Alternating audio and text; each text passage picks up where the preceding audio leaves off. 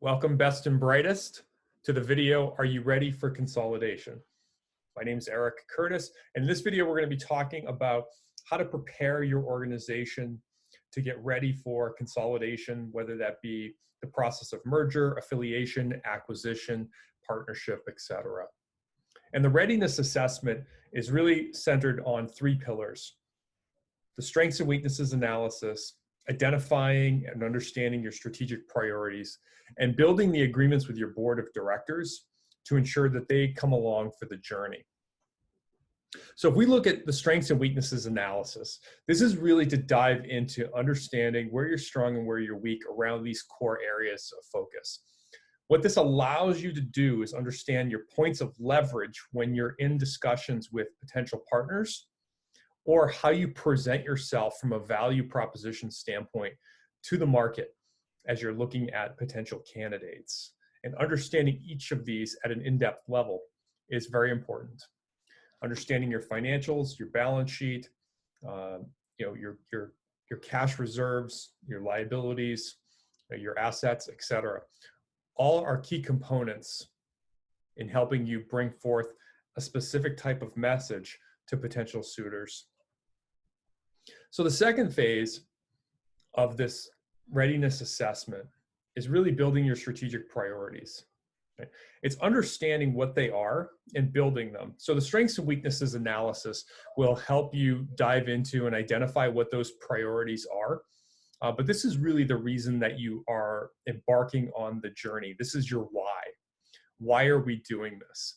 Is it because of diversification? We want to be able to diversify our portfolio of services or programs. Do we want to extend our services across the value chain of that continuum of care or continuum of service? Or are we trying to achieve some economies of scale where by identifying potential candidates that are out there that will bring significant cost savings to us, will enhance our margin so that we can reinvest in innovation for the organization? Or is it to expand to new geographies so that you can take your mission into new markets and help other people? Or is it just to build size in the organization to ensure that you're relevant, that you can compete because you are of the size that the market needs? Or do you require the resources to make strategic investments in technology? These are all top priorities and really lead to understanding why you're embarking on the journey to begin with. And going through this process and being able to identify these will allow you to come back when conversations get tough at the negotiation table or along your journey to reflect on and remind yourself as to why you're doing this in the first place. So these strategic priorities should always trump the tactics or the speed bumps that you encounter. So this process should be given some attention. And then as you start moving forward, you always want to engage your board right from the start. Your board of directors is going to be a key component in ensuring a successful transaction. And you want to involve them right from the beginning, not only to validate the strategic priorities, but to form a task force and get involved right from the beginning, from planning to vetting organizations to the initial discussions all the way through the integration process. They're a key stakeholder and they should not be underestimated. The agreements that you want to build with the board of directors should be around the pace at which you should be running. The CEOs can be very ambitious and be very excited for the opportunities that the market has for consolidation, whether that be through acquisition, mergers, or affiliation.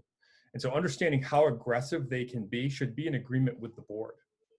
In addition to that, you want to build a process so that everybody understands from step 1 all the way to step 15 what things look like. So if we do encounter, after the planning process, if we do encounter a potential candidate, what does that look like? So they can build expectation and there's no surprises at the boardroom, at the senior leadership team, or amongst the different folks at the table. One of the most important things is constant communication. So you form a task force which keeps the board, members of the board engaged, but also being able to report back to them on progress and pace and where things are and where things are heading is critically important, because you'll keep them involved in the discussion. That way there won't be surprises, and everything will be planned out to the best that you can plan things out. And you'll be involving them right from the beginning.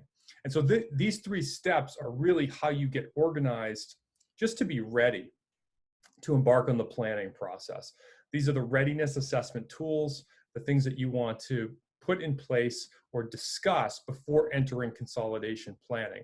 Consolidation planning will be the next video that we go through. So if you are interested in watching that, that will be made available. We thank you for watching our video, Are You Ready for Consolidation? We hope that you visit our website, curtisstrategy.com, or check out some other videos that we offer on YouTube. Thank you.